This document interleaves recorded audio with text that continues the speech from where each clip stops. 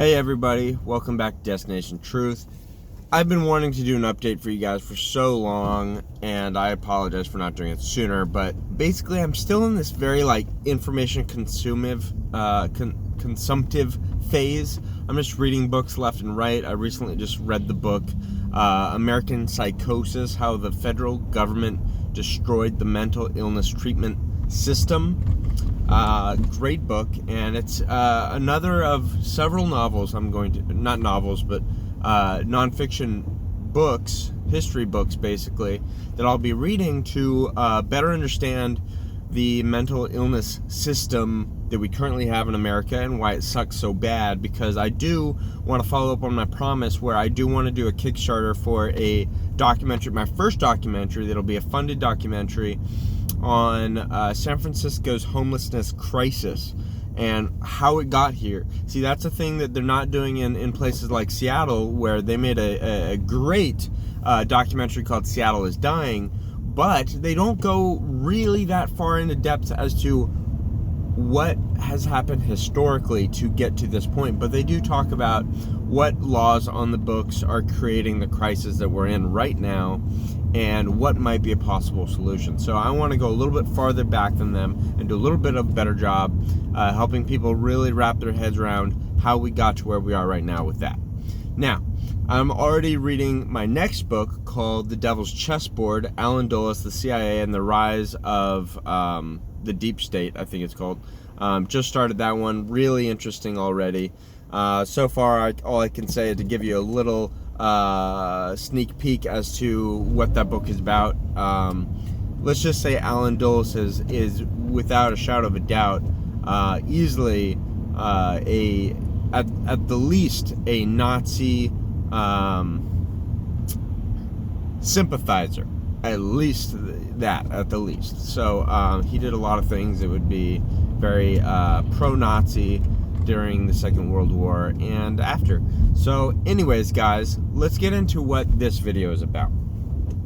So I had an amazing conversation with one of my best friends who's very intelligent. He's probably my smartest friend I have, and we have great conversations like this often, which sometimes inspire videos like this. But this one was kind of short and sweet and to the point, almost accidentally, where both of us kind of came to a realization just kind of talking about stuff. And I mean, basically, here's the point. The point that we both realized is that at this present moment, August 2019, we are in fact already in the second revolution of the United States of America. And what proof do I have to say that we're in a revolution? It sounds very drastic, revolutionary, pretty extreme to say that we're in a revolution, but hear me out. My arguments are that there are numerous cities and even states throughout America that have decided to do a pretty serious demonstration of how they are resisting the federal government, and by basically choosing which laws to enforce. So there are laws, federal laws on the books, especially the Constitution itself, which many states are simply not obeying or not enforcing. Now, this goes into something that I find, I feel like I stumbled upon by accident, because I really stumbled upon it by giving this game D&D, Dungeons and Dragons, a try. Now, I'm a full, well-grown adult, but I'll try anything once. And I've got some very nerdy friends, and I'm a gamer myself, guys. Don't get me wrong.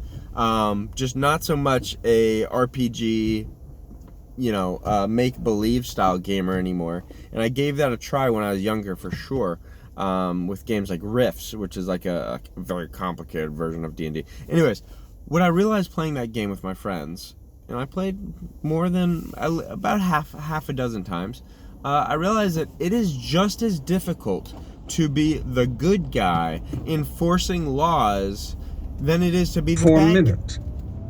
To be the bad guy does not require intelligence. You get to simply act on any whim, and that doesn't require much forethought at all. but it requires a lot of forethought and strength and courage to simply enforce your laws. My point being is, it is actually harder, always harder to be the good guy, to do the right thing, than it is to be the bad guy, do the wrong thing. There's many sayings and phrases from famous people, things saying like, nothing worth doing was ever easy. And what I realize is, playing those games, a lot of people resort to criminality because it's fun, it's easy, it requires almost no thought.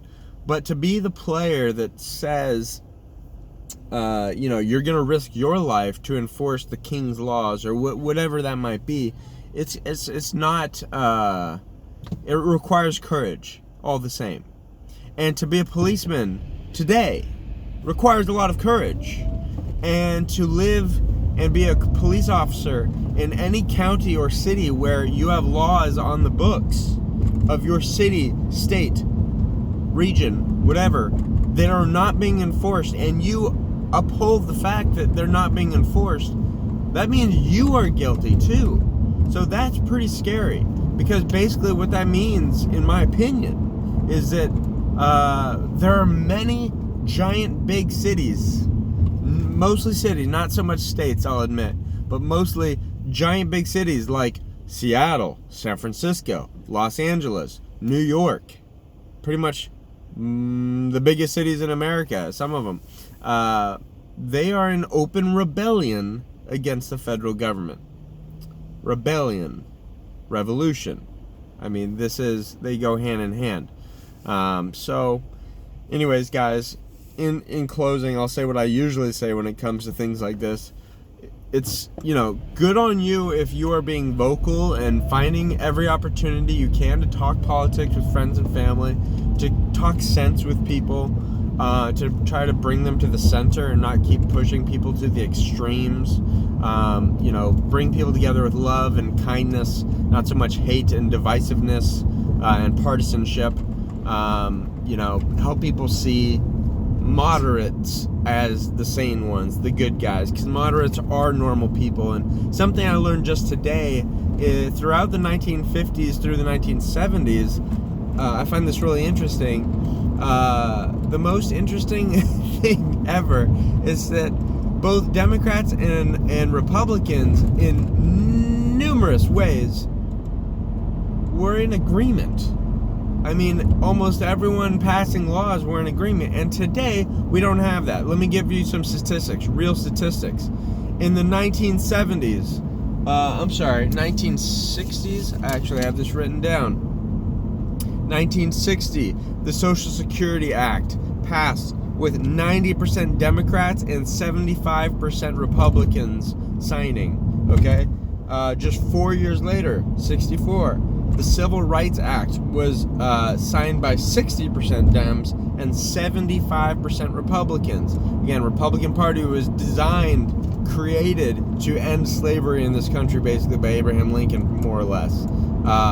So, once again, something I like to point out, as Dinesh D'Souza likes to point out, that the Dems have often throughout history, been more racist and divisive in that regard. Anyways, bringing up to today, 2010, Obamacare, 0 Republicans signed the bill. And then in 2018, Trump reform bill was signed by 0 Democrats. So we've gone from being a country that is united to being very, very separate. Okay? Just let that sink in. Alright? I'll be here waiting. Anyways, guys, thank you for watching. I hope you understand that what this means is that you need to try playing your small role or large role. It doesn't matter. Just any role at all. Be a player. Show up and try to help this country go in the right direction.